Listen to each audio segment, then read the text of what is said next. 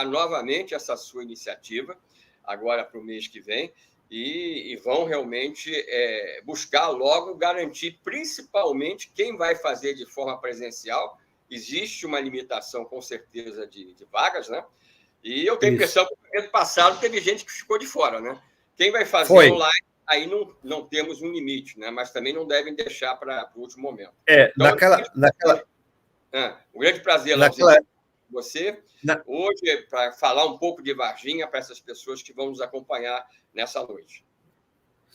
Naquela ocasião, nós não tínhamos o online, né? Era só presencial, e muitas pessoas perguntavam a mim: olha, posso comprar o ingresso no dia do evento? Eu disse: poder você pode, né?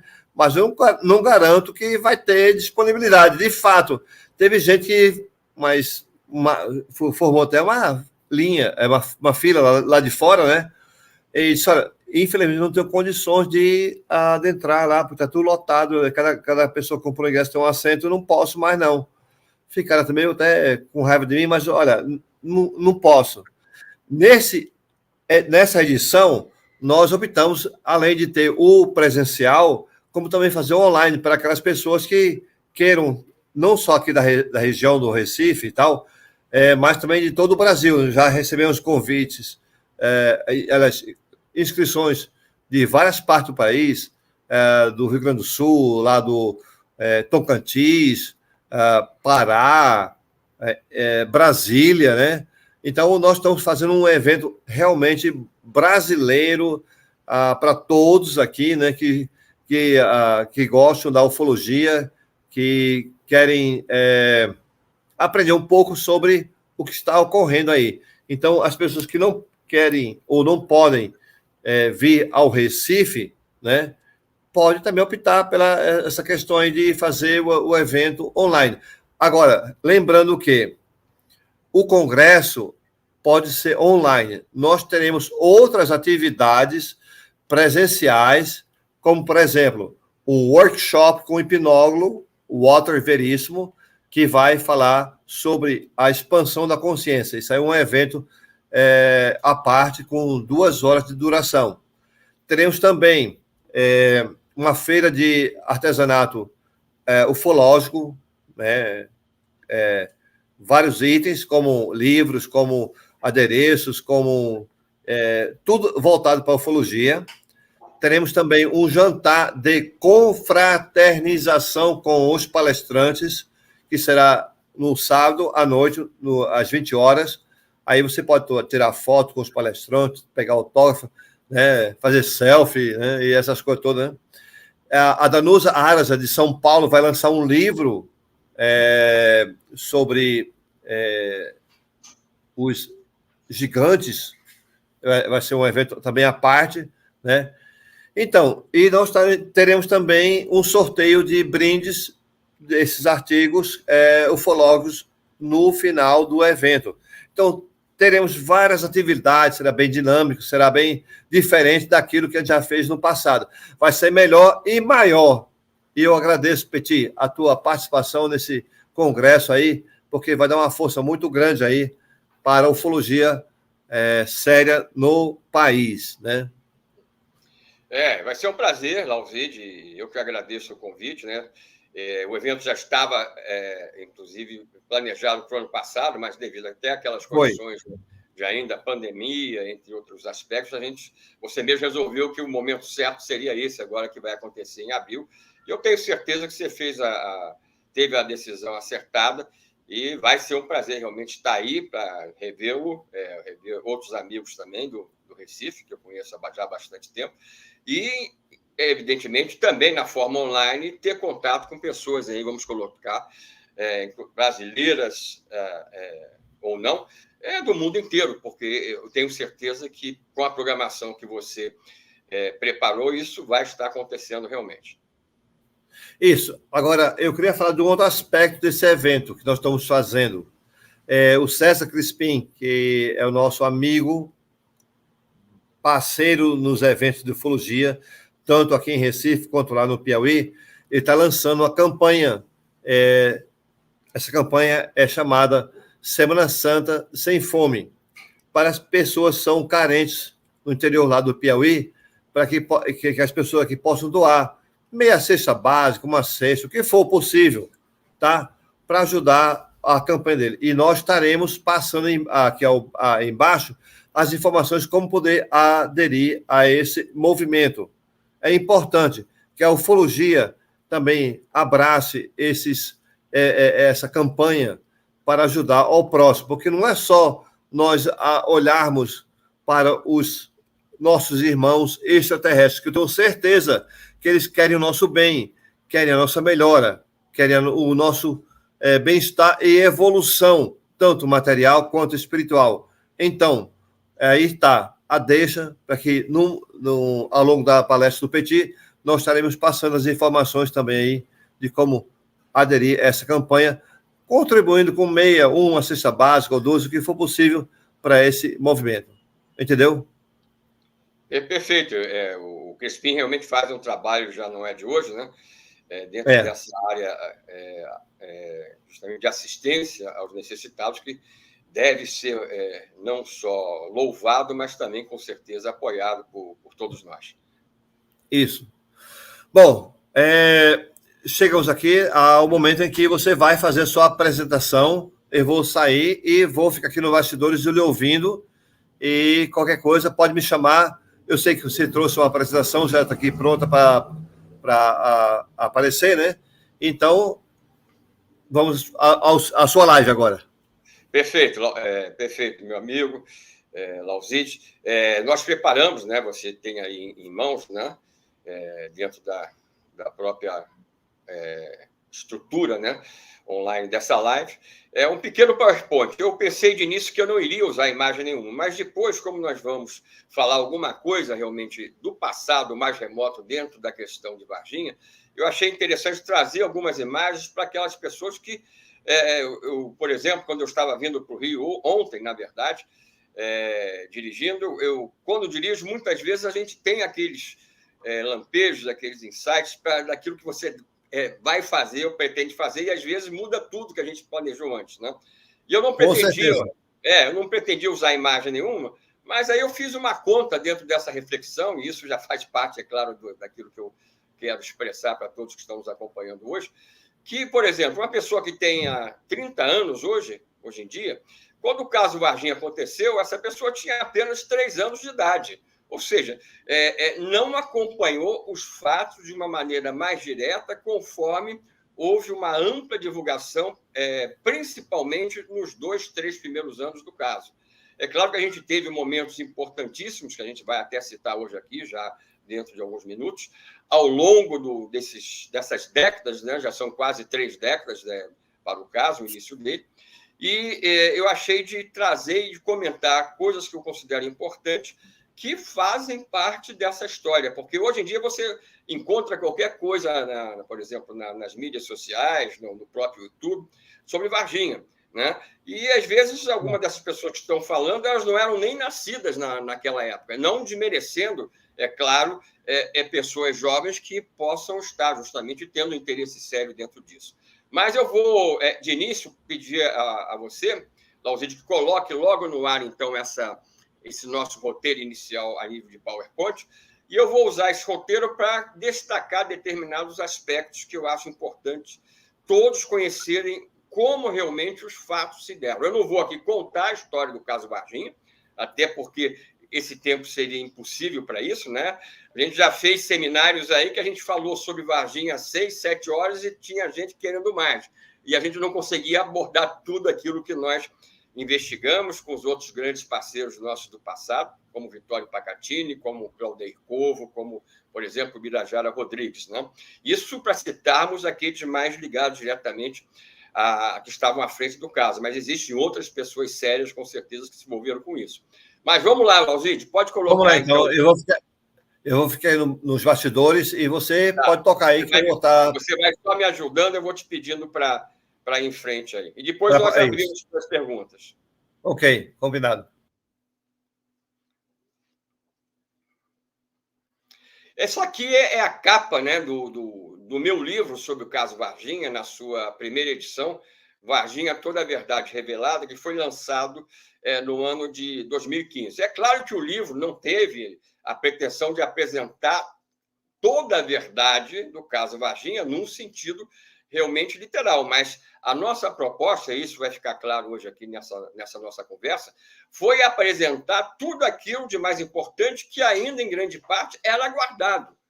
Inclusive, dentro de uma perspectiva, falando claramente, que envolvia pessoas da própria área civil também, que achavam que esse tipo de informação talvez não tivesse que ser colocada a público, até porque poderiam essas informações, em alguns momentos, trazer algum tipo de problema maior, por exemplo, com as nossas Forças Armadas. Então, isso já é um contexto que eu acho que deve ser frisado para que se entenda qual foi o sentido do livro. Pode botar o próximo.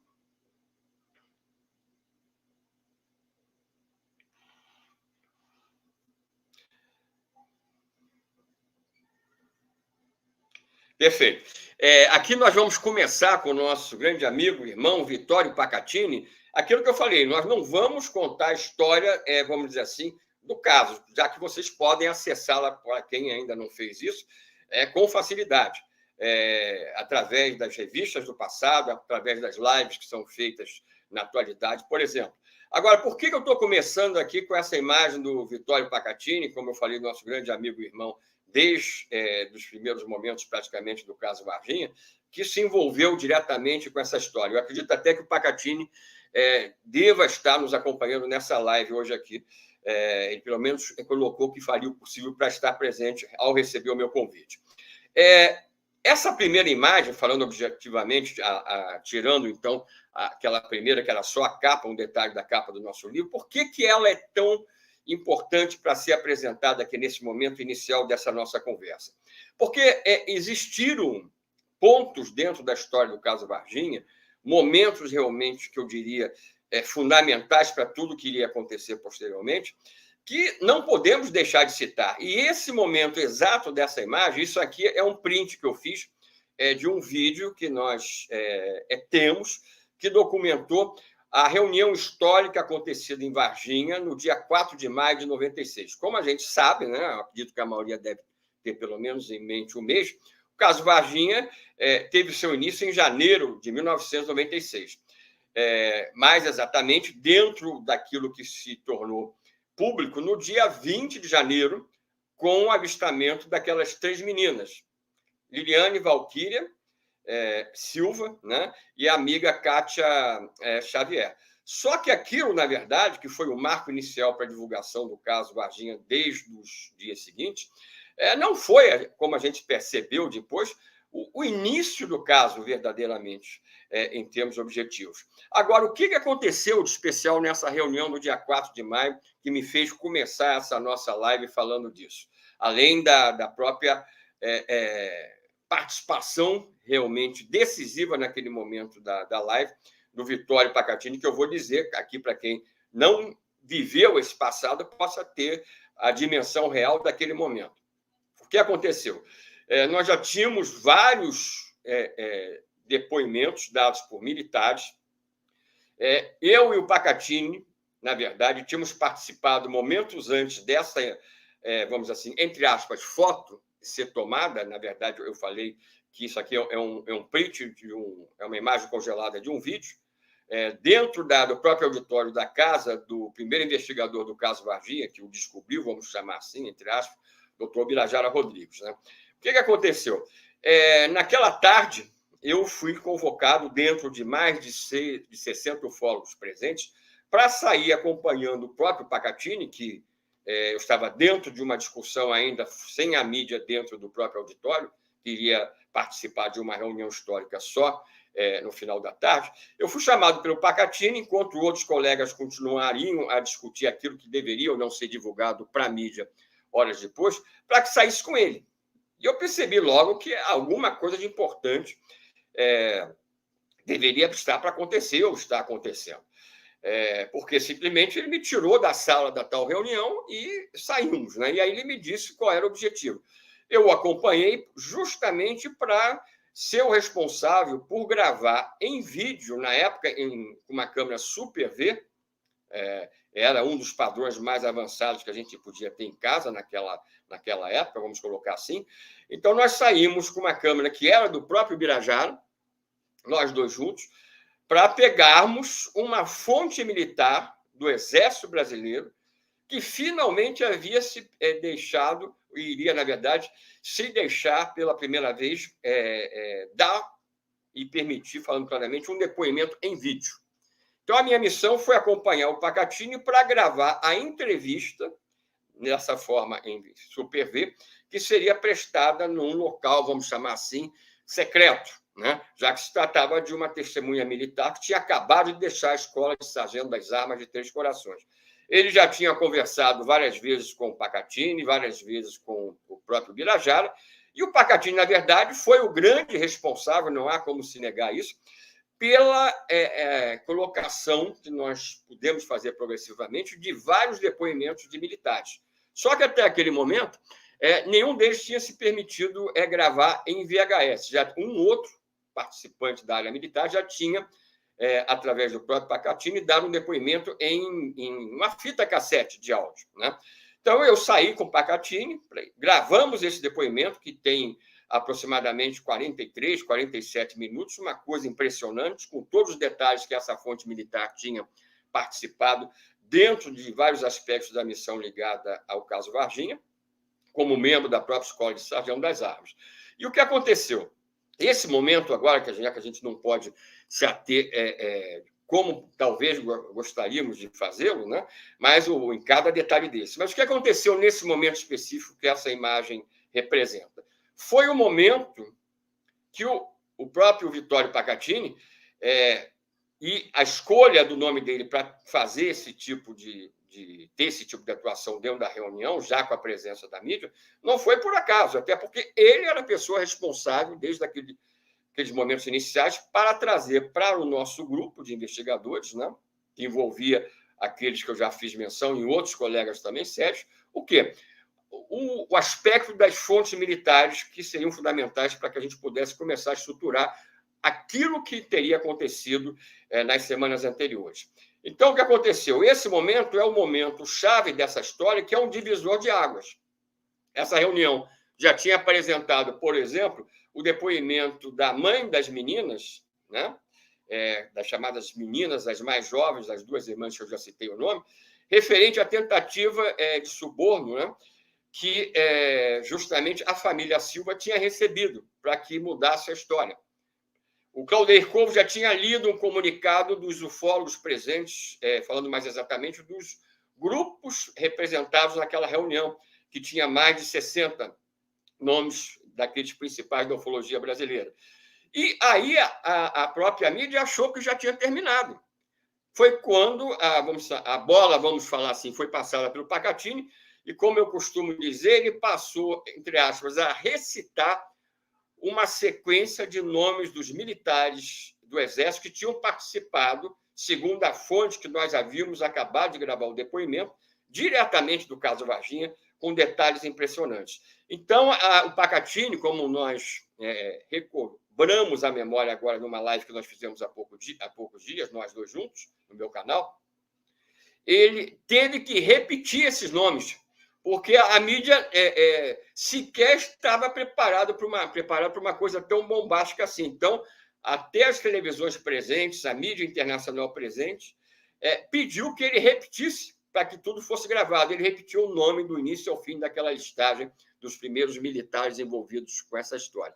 A partir desse momento, aqueles que acompanhavam o caso Varginha achavam que isso não era uma coisa talvez tão importante, perceberam que o grupo ali presente não estava brincando, vamos falar assim, de fazer ufologia, porque a partir daquela situação haveria, evidentemente, uma repercussão grande dentro dos comandos militares, eu já falei do Exército, mas também envolviam, de maneira definitiva, a gente já tinha claramente essa informação, o comando do Corpo de Bombeiros local e também da própria Polícia Militar local, que tinham participado, tendo como mandante de todo esse processo, vamos chamar assim, o próprio Exército Brasileiro, através da Escola de Sargento das Armas em Três Corações. Para vocês terem, antes de eu pedir a próxima imagem, para o Lausite, uma ideia do que aconteceu a partir desse momento que o Pacatini, pela primeira vez, deu a público esses nomes, e esses nomes passaram a ser divulgados imediatamente pela mídia nacional e internacional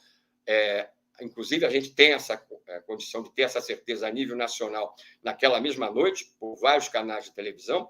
Qual foi a repercussão? Para vocês terem uma ideia, esse ato e essa decisão de colocar pela primeira vez os nomes dos militares envolvidos, de parte deles, daqueles principais que a gente já tinha a informação a partir do próprio trabalho do Pacatini, provocou um fato curioso, no mínimo, vamos chamar assim, porque vários daqueles nossos companheiros, ufólogos presentes naquela reunião, nunca mais voltaram à cidade de Varginha, ou pelo menos não o fizeram nos anos seguintes, com receio de terem algum tipo de retorno por parte das nossas autoridades militares por terem estado nessa reunião histórica.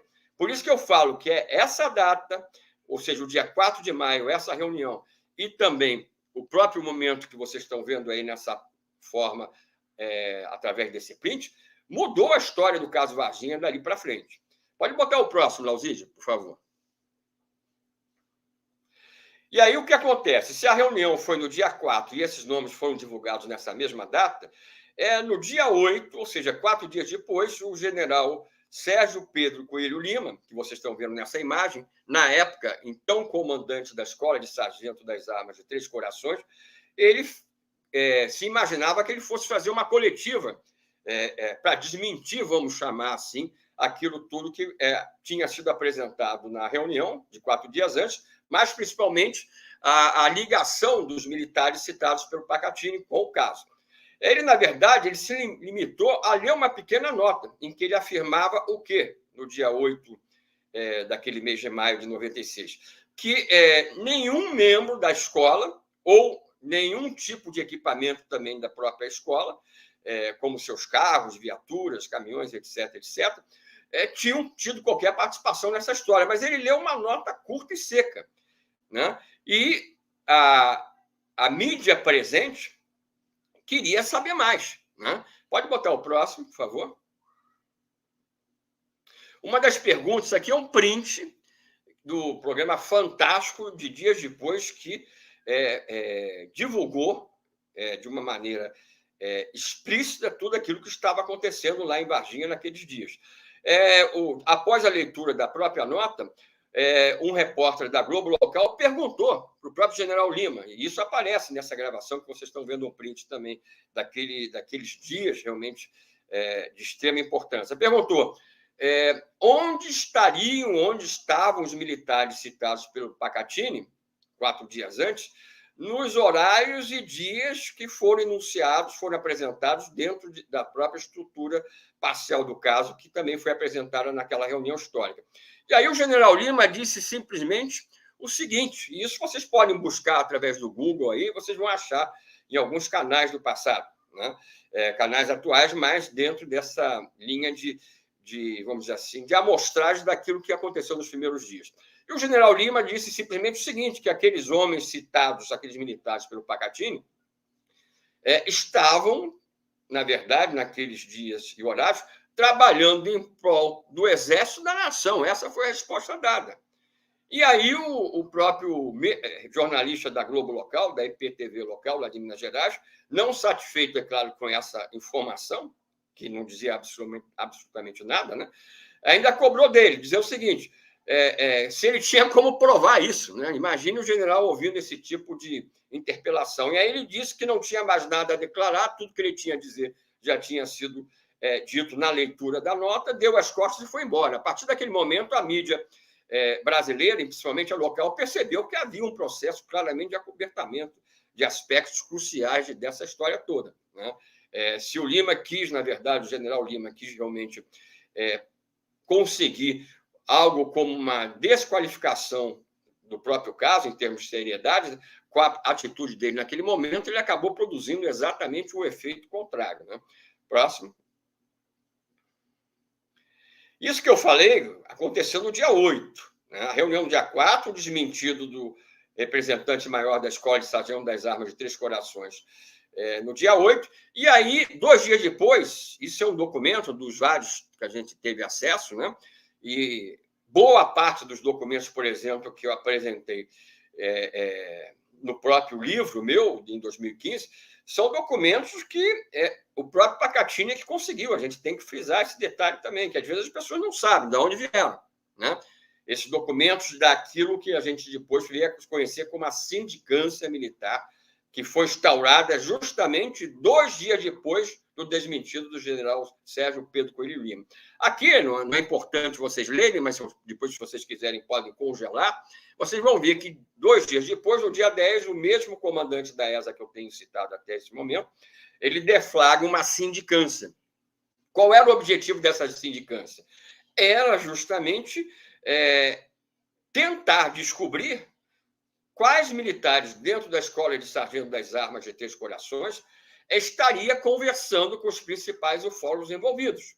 Porque, a partir do dia 4 de maio, quando o Pacatini detalhou determinados aspectos do caso, o Exército Brasileiro, através da ESA, ficou claramente ciente de que tinha que ter gente dentro da própria escola, ou seja, militares, que eram contrários ao cobertamento da verdade, que estavam falando, conversando com os principais envolvidos com a pesquisa do caso, né? Não tinha como isso não estar acontecendo. E aí ele deflagra essa sindicância, em que todos aqueles que, por parte do Exército local, foram considerados, de certa maneira, suspeitos desse tipo de contato, por exemplo, com Pacatini, com o próprio doutor Birajara, foram, vamos dizer assim, questionados dentro dessa sindicância. Agora, existem coisas mais obscuras, né, ligadas a essa própria sindicância, que talvez eu fale para vocês, se eu for provocado, na hora das perguntas, né, que a gente pode aprofundar mais isso, né? Pode botar o próximo, Lauzide. É importante ressaltar, aqui vocês têm uma foto do próprio Exército Brasileiro lá dentro da Escola de Sargento das Armas de Três Corações, como Pacatini sempre falou, como eu e outros colegas temos falado, inclusive em tempos recentes, a ESA era um exemplo de escola militar. Formava, vamos dizer assim, elite, vamos dizer assim, do grupo de sargentos do Exército Brasileiro, para vocês terem uma ideia, né? Daí o próprio nome, né? Escola de Sargento das Armas, no caso, na cidade vizinha de Varginha, de Três Corações. Então, as informações que eram passadas pelos militares, que já não era só um dentro do Exército local, que estavam conversando com os principais envolvidos com o caso, diziam respeito justamente a quê? Que falar simplesmente de Varginha dentro da escola era um motivo para uma punição exemplar. Se alguém fosse visto, por exemplo, numa roda daqueles militares ali presentes, conversando sobre o assunto, simplesmente era uma punição, porque era segredo total. Isso é importante que a gente ressalte desde o primeiro momento. Próximo.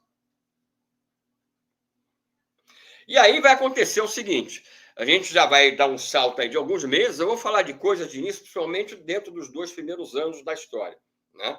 Para que vocês sintam a importância da coisa. Quando nós chegamos a novembro daquele mês de 96, né, o que acontece? O Pacatini lança esse livro explosivo, O Incidente em Varginha, que nós estamos apoiando e vamos apoiar com tudo que a gente puder fazer, é claro, uma nova edição, talvez já para as próximas semanas, se Deus quiser, ou no mínimo nos próximos meses. Está esgotada essa obra, que foi a primeira obra do caso. O livro foi lançado em novembro, dentro da cidade de Varginha, com a presença de quem? A minha presença e a do Claudeir Corvo como convidados principais dos dois, né? No caso, o Fórum dos Mineiros, o Birajara e o próprio Pacatini, que era o autor. Então, houve um evento em que nós 4 participamos, fizemos palestras. Na verdade, as palestras foram feitas pelo Claudeir, pelo próprio Pacatini, como o conferencista principal, já que a obra era de sua autoria, e também do Claudeir, do Pacatini e a minha. O Birajara, na verdade, Franco Rodrigues, teve mais uma atuação como mestre de cerimônia nesse lançamento. Então, na verdade, nesse momento também crucial do caso Varginha, em novembro daquele ano de 96, quem estava lá, além dos 2 mineiros? Eu e também o Claudeir Corvo, nosso amigo, infelizmente também saudoso hoje. E aí, dentro do lançamento, houve aquela repercussão, principalmente também nas semanas seguintes, quando o teor desse livro chegou até as mãos de quem? no comando da Escola de Sargento das Armas de Três Corações, já que Pacatini tinha colocado nessa obra tudo aquilo de mais importante que ele mesmo tinha sido, vamos dizer assim, o pivô para obter essas informações, que as mais importantes eram justamente do aspecto militar. Próximo. Isso, então, novembro de 96. Em dezembro, né, no mês seguinte do próprio livro, do lançamento, o que acontece? Vai haver um evento na cidade de Juiz de Fora, onde havia a representação do Exército Brasileiro que estava, que vamos dizer assim, comandava, na verdade, vamos dizer assim, num patamar superior, várias outras instalações do Exército, como superiora, inclusive a própria ESA. Então, calhou de um amigo do Birajara, da área justamente educacional, querer fazer um evento para lançar o livro do Pacatini lá em Juiz de Fora. E aí, o que acontece? Né? Fica claro, devido à data que foi escolhida para esse evento em dezembro, antes do Natal, é claro, o quê? Que teríamos a palestra do próprio Pacatini e uma outra minha. Tanto o Claudeir como o Birajara estavam comprometidos naquela semana e não poderiam viajar até a Juiz de Fora para esse tipo de lançamento, inclusive, do livro e do evento em si. Aí os dias vão se passando, o Pacatini já sabia que eu iria com ele, né? E os outros dois não poderiam participar, por conta dessas razões profissionais pessoais. E aí, de repente, eu recebo um telefonema do próprio grande amigo do passado, né? Dr. Birajara Rodrigues. Eu conheço ele desde um pouco mais da minha adolescência e vice-versa, né?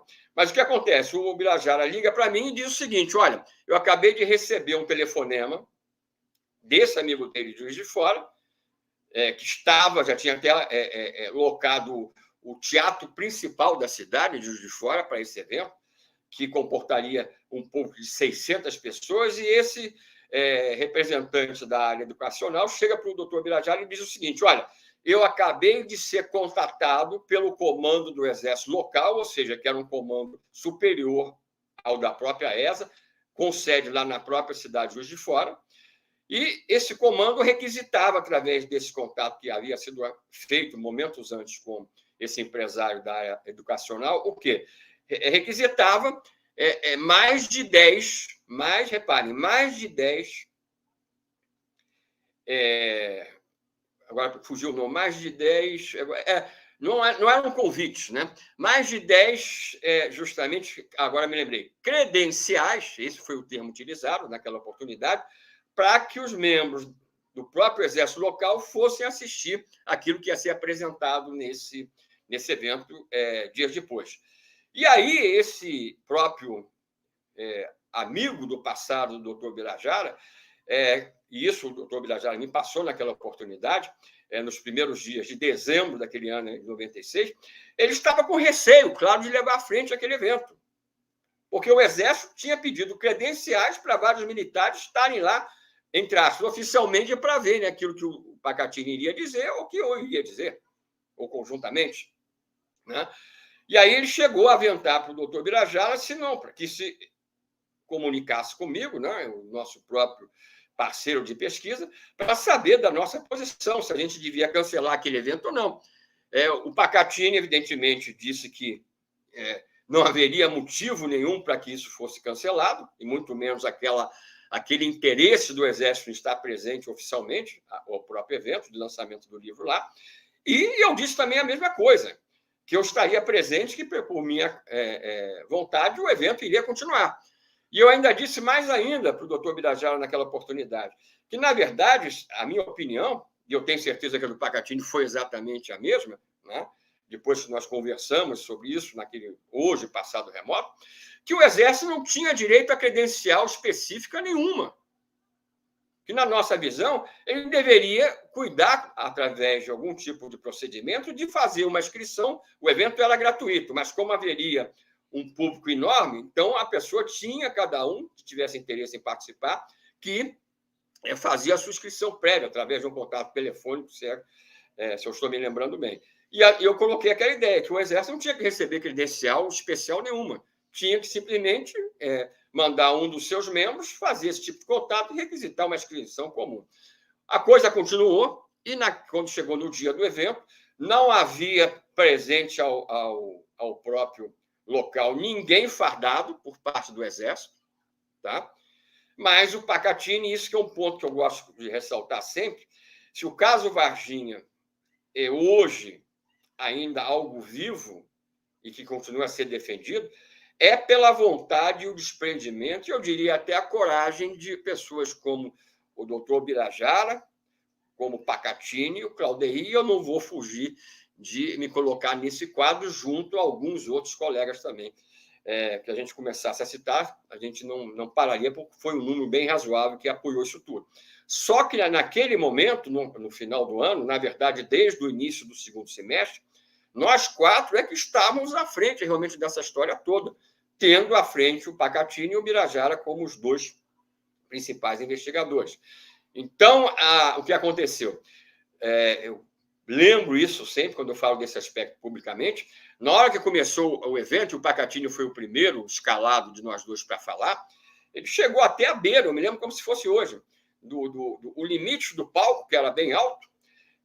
Nós tínhamos 600 pessoas lotando totalmente o ambiente, tinha ficado gente para fora, e ele chegou logo a 1-2 metros da primeira fila da assistência e começou a sua palestra falando o seguinte: sejam bem-vindos membros da inteligência do Exército. Ou seja, se o Exército achou que nós iríamos ser intimidados por aquela tentativa de credenciais especiais, ele viu que ali realmente nós iríamos até, vamos chamar assim, entre aspas, o inferno da defesa do caso. E nenhum membro do Exército se manifestou em nenhum momento ali naquele evento. Isso é só para mostrar o quanto a coisa era séria, o quanto esse grupo, vamos dizer assim, que liderava naquele momento a pesquisa, realmente se colocou numa posição sem se preocupar com possíveis retornos, né, fossem de que ordem fosse, na defesa daquilo que a gente sabia que era verdade. Próximo. Aqui, então, vou dar mais um salto agora de poucas semanas. Então, nós tivemos o lançamento do livro do Pacatini. Retornando mais um pouco, aquela reunião especial, bombástica, no dia 4 de maio de 96. Em novembro, o lançamento do livro do Pacatini. E, no mês seguinte, a tal conferência de nós 2, né, o evento que nós 2 proferíamos, conferência, em Juiz de Fora, as portas da, vamos chamar assim, da instalação do Exército. Aqui a gente não está querendo, de forma alguma, entrar em confronto com as nossas autoridades militares, seja do Exército ou não. Eles têm a sua importância, nós devemos louvar a importância das 3 Forças Armadas, inclusive do Exército, para a segurança do nosso país, só que, na realidade, por mais respeito que nós tenhamos hoje, na verdade, já tínhamos e sempre tivemos, todos nós, em relação, por exemplo, a essa força específica envolvida com o caso Varginha, a verdade é que nós estávamos em posição diferente. Eles interessados em acobertar tudo e nós querendo participar de um processo de divulgação pública daquilo que nós sentimos que era algo realmente de importância histórica, né? Então, o que acontece? No mês de janeiro, exatamente no dia 20, né, depois da live, ou melhor, depois da reunião do dia 4 de maio, histórica, primeiros nomes militares do Exército divulgados, a publicação do livro do Pacatini, no mês de novembro, trazendo outros detalhes explosivos da própria história. Ele já tinha mais outras fontes militares nesse momento. Aí nós vamos para a palestra lá em Juiz de Fora, no mês de dezembro, e aí, logo no mês seguinte, vai acontecer a gota d'água, vamos colocar desse tipo, para o que ia acontecer de mais grave no ano de 97, já ligado ao caso Varginha. O que seria isso? Nessa reunião histórica, aí a segunda, que aconteceu no dia 20 de janeiro de 96, quem estava presente nessa reunião como oradores, né? O Pacatini, o doutor Birajara, o Claudery e eu. Nós tínhamos outros ufólogos presentes na assistência, junto com a mídia, mais uma vez em peso, mas aqueles que fizeram uso da palavra fomos nós 4, como eu fiz menção. E o que foi apresentado nessa reunião? Por exemplo, além dos nomes dos militares por parte dos bombeiros, que nós já tínhamos há muito tempo, que foram divulgados naquele momento pela primeira vez, né?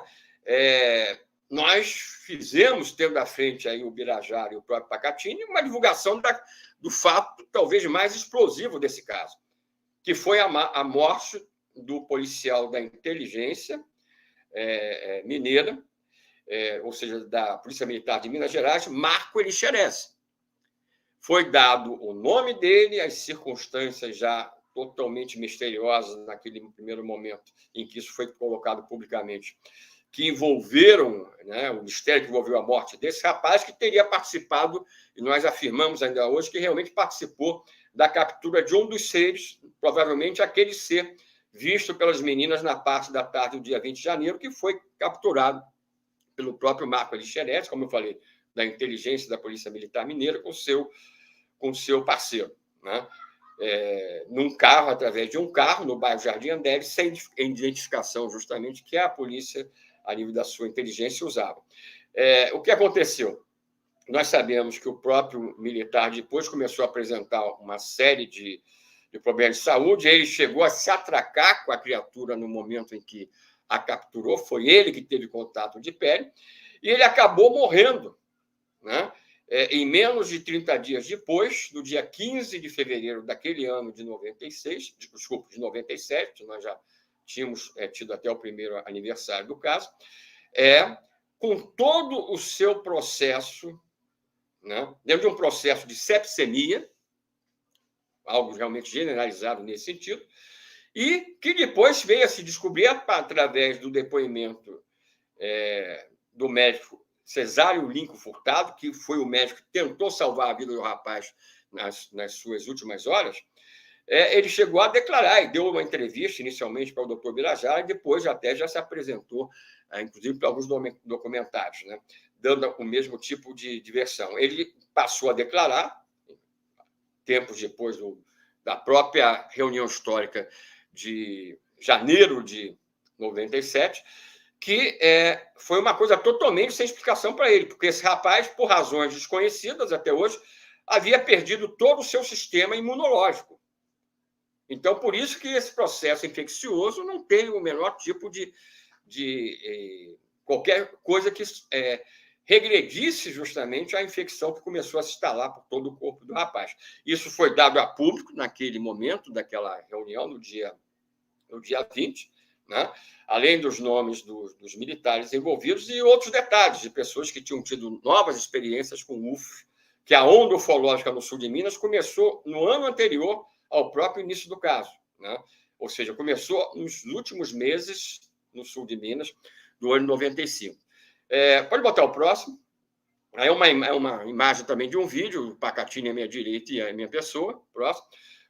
Como eu fiz menção, estava presente também o Claudeir Covo, e essa quase menina, vamos chamar assim, mas já era adulta, é a senhora, hoje, Marta Tavares, que era justamente a irmã do policial falecido, que aceitou estar presente nesse evento, lá nessa reunião com a imprensa e a mídia geral, inclusive, mais uma vez, a mídia internacional presente, e ela deu todos os detalhes ligados ao processo de acobertamento exercido pela própria Polícia Militar local de Minas Gerais, ou seja, para a família, para ela e os seus familiares, sobre aquilo que estava acontecendo já antes do próprio militar falecer. Porque ela sempre recebia informações que depois, por parte, inclusive, dos médicos envolvidos no tratamento, que depois se descobriu que, na verdade, faziam parte de um processo de encobrimento daquilo que acabou por vitimar o rapaz, infelizmente, né? Então, diante de tudo aquilo que eu acabei de narrar de maneira rápida e pontual, que cada vez mostrava que os pesquisadores envolvidos à frente do caso estavam dispostos a ir em busca dessa verdade, e principalmente da manifestação dessa verdade em termos públicos, o que acontece? Frisando, 20 de janeiro, a segunda reunião histórica. Pode botar o próximo, Lauzito, por favor. Aqui vocês têm, depois da reunião, né, existem, às vezes, a partir de colocações que são feitas hoje na internet, por exemplo, são feitas colocações que não correspondem à verdade. A gente tem como documentar isso. Eu costumo dizer o seguinte, em relação a esses momentos cruciais do caso. Eu costumo dizer o seguinte, quando eu falo, me expresso publicamente que eu tenho mais de 40 anos de ufologia pública documentada, é porque isso tudo está documentado em jornais, em revistas, não só no material que eu assinava, ou que eu assinei ao longo desses mais de 40 anos. Então, dentro da história do caso Varginha, aquilo que eu estou falando que envolveu principalmente nós quatro, mas teve a participação, por exemplo, especial do Jamil Villanova, infelizmente do saudoso Wallace Albino, apenas para citar alguns nomes. Tá? Então, aqui, depois daquela reunião bombástica do dia explosiva, né? Claramente explosiva do dia 20 de janeiro de 97, aí vocês têm quem, mais uma vez, reunidos lá em Varginha? Doutor Birajara, Claudeir Corvo, Pacatini e a minha pessoa sendo entrevistados para um programa especial da Rede Manchete, já que hoje não existe, pela jornalista Regiane Schumann, que era muito interessada em ufologia.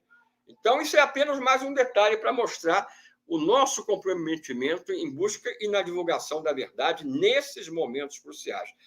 Isso tudo foi passado também depois no Fantástico, né? Mas essa foi uma exclusiva para a Rede Manchete. Próximo.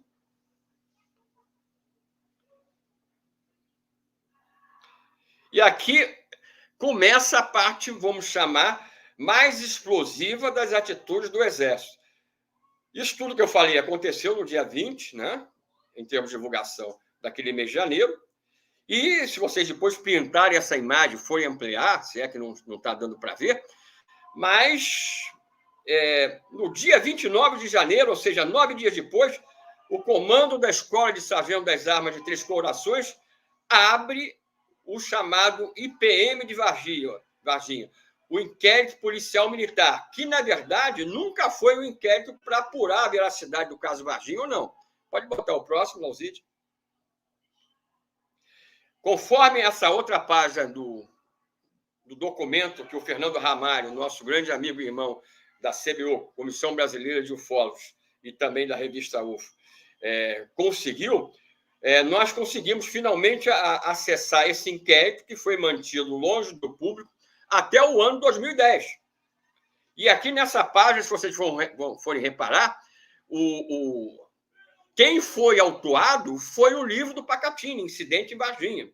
Então, esse inquérito foi para apurar, né, oficialmente falando, se tinha ocorrido ilícito penal por parte dos autores do livro, porque o Pacatini tinha um coautor, só que o coautor, Marcos Portes, na verdade, foi apenas a pessoa que o ajudou na edição do livro. O livro, na verdade, em termos de responsabilidade, era do Pacatini. Né?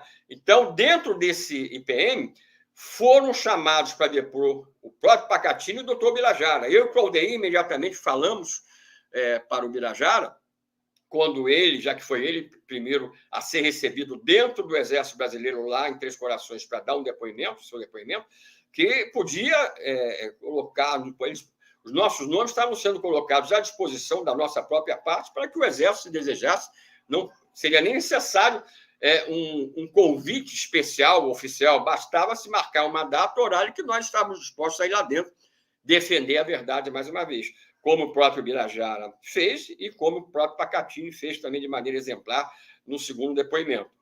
Agora, o que ficou claro, né, e o Pacatini tem falado, inclusive na atualidade, desse aspecto em várias lives, não só nas minhas, junto à minha pessoa, o que ficava claro dentro desse processo?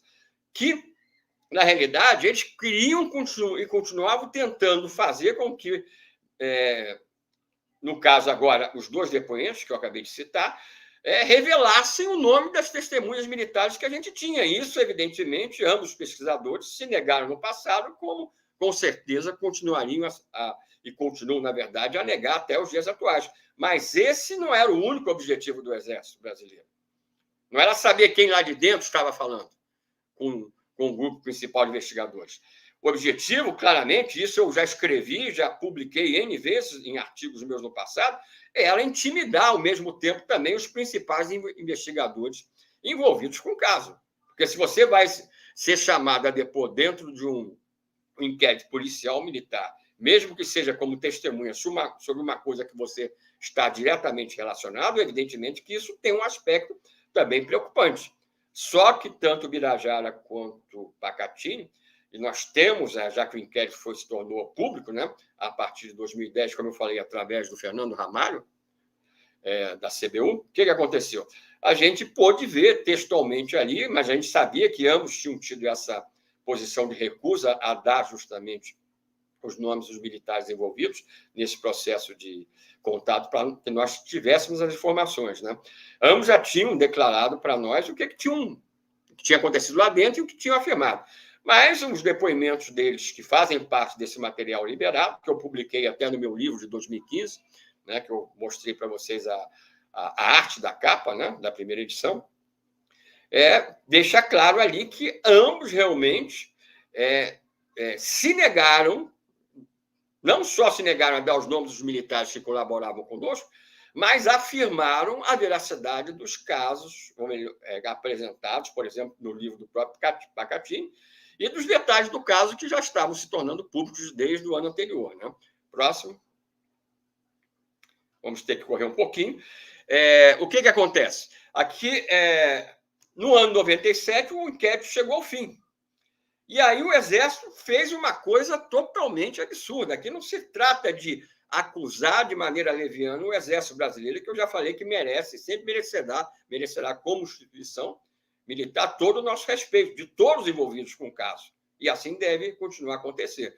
Mas existe uma diferença entre o respeito que a instituição é merecedora e da atitude de alguns dos seus membros dentro desse inquérito policial militar, que aí a gente não tem como concordar e muito menos deixar de denunciar, como eu fiz, na verdade, no capítulo específico do meu livro de 2015, em que eu analisei justamente esse IPM a nível de detalhes. E lá a gente descobriu o quê? Que o Exército Brasileiro, para chegar no final do inquérito, no segundo semestre daquele... No início, né, do segundo semestre daquele ano, de 97, ele mudou, né, para apoiar a ideia que o Pacatini apenas tinha dado vazão ou crédito a informações que não seriam de confiança. O Exército mudou totalmente alguns dos pontos básicos da história, que era conhecida já mundialmente. Só um exemplo. Já que o Exército pretendia, e como pretendeu no final do inquérito, apresentar o ET ou os ETs de Varginha, vamos chamar assim, e o Exército tratou isso sempre como uma única entidade, ao contrário do que a pesquisa revela, e isso desde o seu nascedouro praticamente. O que aconteceu? O Exército, por exemplo, dentro desse IPM, apresenta, por sugestão do comandante da Polícia Militar, na época, que também se envolveu diretamente com esse acobertamento, né? Essa passou a ser a versão oficial para os militares. O que aconteceu? O horário do avistamento das meninas, em vez de ser com aquele sol de verão com temperatura elevada às 3h30 da tarde, daquele 20 de janeiro de 96, dentro do inquérito, o avistamento do ser por parte das meninas aparece à noite, já no meio da tempestade realmente que atingiu o sul de Minas naquela noite, né, que derrubou árvores, que derrubou muros, né, destelhou casas, né? E isso é justamente para justificar a ideia que as meninas poderiam ter confundido um deficiente mental e físico, conhecido como senhor Mudinho, com uma entidade, vamos chamar assim, extraterrestre, que, na verdade, as meninas em nenhum momento afirmaram, desde o início do caso, que se tratava de um extraterrestre. Essa interpretação extraterrestre já foi por parte dos nossos principais investigadores, né? Aí o que acontece, né? Os anos vão se passando, eu estou correndo um pouco para a gente chegar nos finalmente do que eu quero passar para vocês, dentro dessa live hoje, até rápida.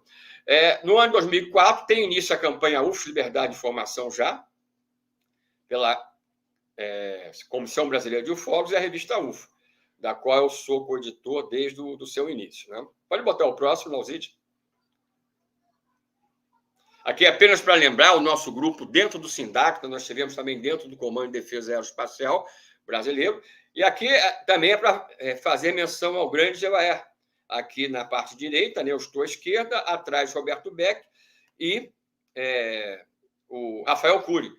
Dos 4 pesquisadores da CBU aqui presentes, recebendo informações desse controlador de tráfego aéreo militar dentro do SINDAC, lá em Brasília, que inclusive passou informações como haviam sido detectados UFOs, naquele caso também estrondoso da chamada Noite Oficial dos UFOs, em 19 para 20 de maio de 86. Né?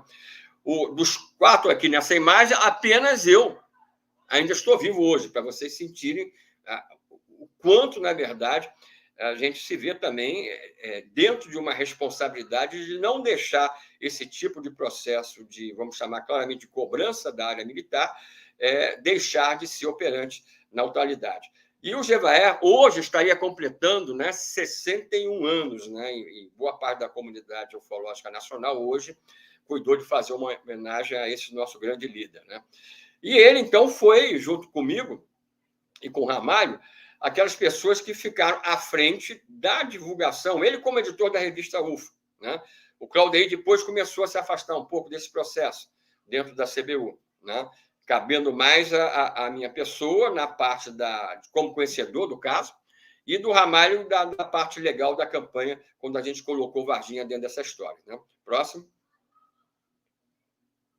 E aqui é um outro momento desses também, quem está presente nele. Dia 18 de abril de 2013, a reunião histórica dentro do Ministério da Defesa.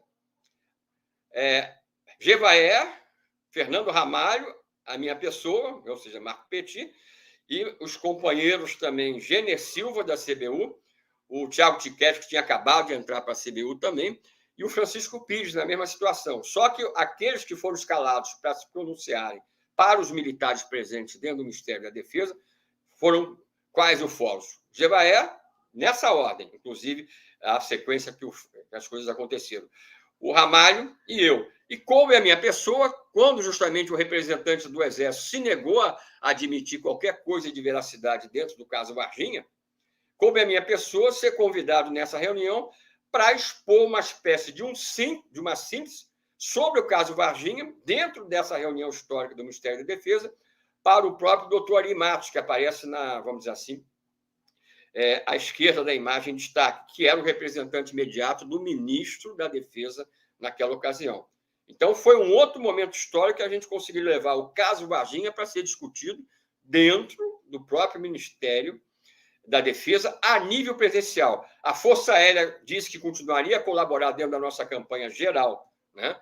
UFOS, Liberdade de Informação já desclassificando documentos, e isso foi cumprido pela Força Aérea. A Marinha disse que não tinha mais nada a revelar, além daqueles poucos papéis ou folhas com alguns documentos que já tinha feito, e o Exército, através do representante do seu comando, teve a coragem de dizer que nem sabia o que estava lá, o tenente-coronel do Exército, fazendo naquela reunião, o que motivou uma repreensão decisiva do próprio representante do ministro lá, que chegou a declarar para ele em alto e bom tom. Né? Naquele momento da reunião, não era mais o tenente-coronel que foi alvo do pronunciamento do próprio doutor Ari Matos, representante, como eu falei, do ministro da Defesa, Celso Amorim, naquela reunião histórica. Ele já se referiu, no caso, esse advogado, à frente justamente dessa posição do MD, ao militar representante do Comando do Exército, da seguinte maneira. Ele disse, olha, o senhor pode não saber o que está fazendo aqui, mas o seu comando foi avisado com a devida antecedência para mandar enviar um representante em nome desse próprio comando, no caso do Exército, para dar explicações sobre os motivos dessa reunião aos ufólogos aqui presentes do outro lado. Então, vocês imaginem esse nível de apoio que, naquele momento, a gente teve do próprio doutor Ari Matos, que fez essa repreensão claramente na nossa frente em relação à postura nem um pouco, vamos dizer assim, séria do representante ali local do Exército. Próximo. E aí eu vou lançar 2 anos depois o livro de Varginha, que é o terceiro, o primeiro de Pacatini, o segundo, que motivou o próprio IPM, em parte, pelo menos, aquilo que ele declarou lá dentro. Né? Na verdade, oficialmente, foi o livro que causou isso, mas as coisas foram se avolumando, a postura dos próprios ufólogos à frente do caso, tendo principalmente o Pacatini nesse aspecto da ufologia militar como o principal detonador de toda essa reação que visava, é claro, intimidar os ufólogos presentes, né, à frente da história. Então, em 2015, eu lanço esse livro, que tem como destaque a minha análise, por exemplo, do próprio IPM, em que eu faço uma série de denúncias contra, inclusive, a adulteração do caso Varginha, para tentar apoiar a ideia que o pesquisador Vittorio Pacatini tinha dado, na verdade, um aceite a depoimentos de pessoas não qualificadas ou que não eram sérias, né? Então, nós mostramos isso nesse livro lançado em 2015. O próximo. E aqui vocês têm o IPM, que foi analisado, né? São mais de 600 páginas, mas a metade delas de recortes, né? De jornais, de outras mídias, em que os ufólogos à frente do caso se expressavam, para começar. E aquilo tudo que aconteceu em termos de depoimentos, não só do Pacatini e do Birajara, como testemunhas dentro do próprio PM, mas também dos militares que continuaram a ser ouvidos, né? Sobre o que pensavam sobre a história, né? Sobre as suas não participações, já que todos, evidentemente, negaram qualquer participação, né? Mas também dentro desse aspecto de que, evidentemente, principalmente os militares de baixa patente que tinham participado claramente do caso, e alguns desses tinham visto os próprios seres em momentos diferentes, né? A gente teve também um depoimento, além do comandante da Polícia Militar, que eu já tinha feito menção, também do Major Maciel, que estava à frente do próprio Corpo de Bombeiros quando os fatos se deram, né? E no final, esse inquérito vai apresentar a ideia, como eu já falei, que tudo não passou de uma confusão com o senhor Mudinho, um cidadão varginhense, né? Que, inclusive, era conhecido pelas meninas, né? Ele jamais seria confundido, né? Mesmo numa noite pouco iluminada. Por quê? Porque elas todas conheciam esse cidadão, porque ele várias vezes era visto, né? Pelas ruas ali do próprio bairro Jardim Adélia, onde aconteceu o avistamento dessas 3 meninas, que acabou detonando toda a pesquisa, né? Próximo.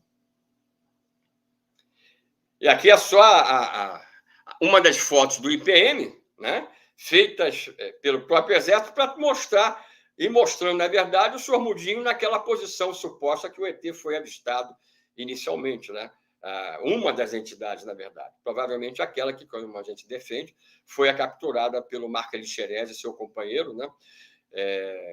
De P2, né? Da área de inteligência da Polícia Militar, na noite daquele mesmo dia, 20 de janeiro, né? De 96. Próximo. Faz parte do inquérito isso, né? E aqui é uma decisão que a gente teve, né?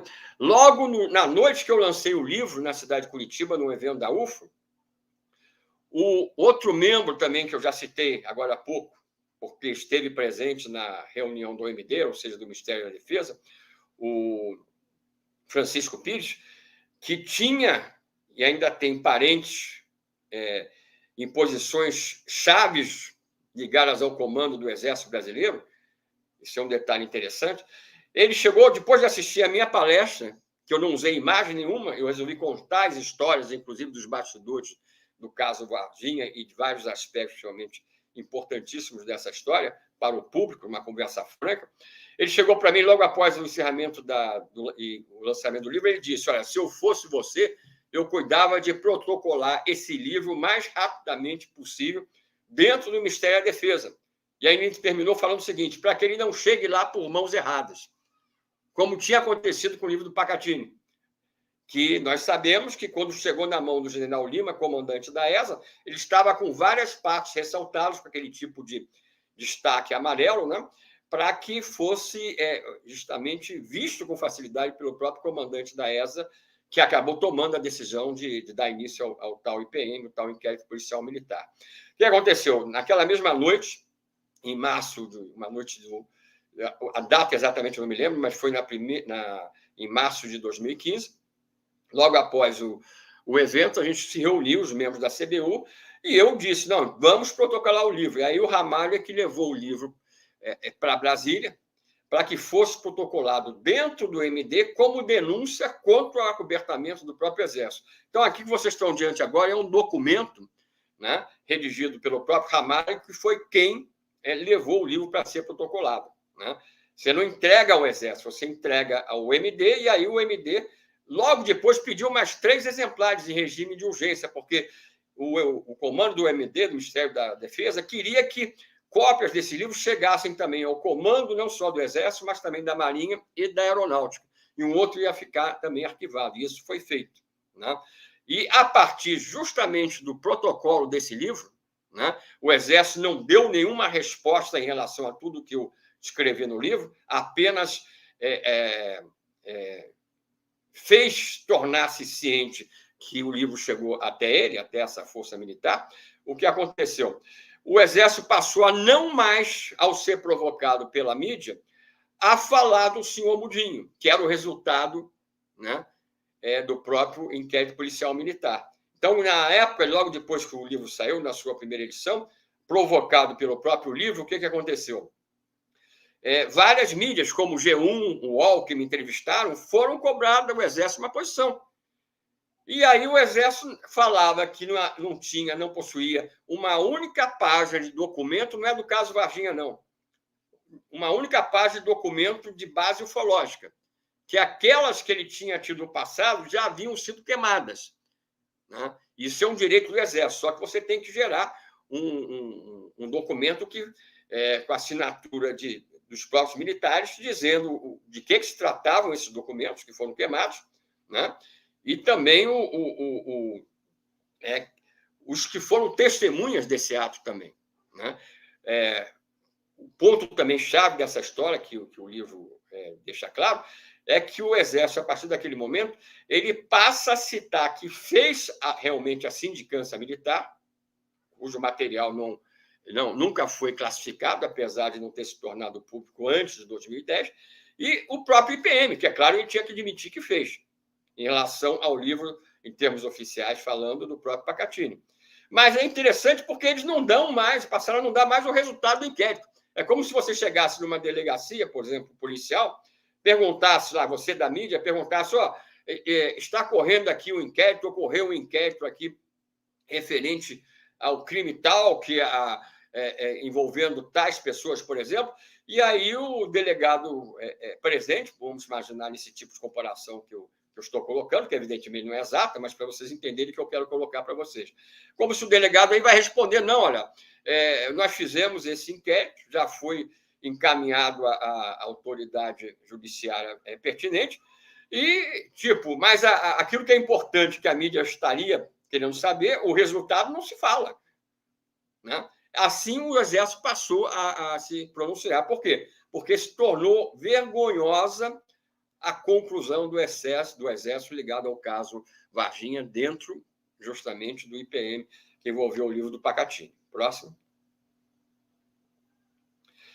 Aqui já é a segunda edição do livro, que está esgotado, tá? Eu não estou fazendo propaganda dele, tá? A gente, como falei agora há pouco, a gente vai estar apoiando, né, dentro das nossas possibilidades de contato, justamente que a primeira coisa que volte a sair agora seja o livro do Pacatini, que vai ter um acréscimo, né, de fatos ligados àquilo que aconteceu nos últimos anos, né? Próximo. E aqui, já encerrando essa parte, a gente vai abrir para perguntas, tá, Lauzite? Só para retificar, o que vários de vocês já sabem. Eu e o Pacatini nos reencontramos em outubro do ano passado, na cidade de Sorocaba, num evento do nosso grande amigo, também irmão Marcão, Marco Aurélio Leal, que é um dos pesquisadores da ufologia moderna, atual, que entrou na ufologia por causa do caso Varginha. Ele era criança, né?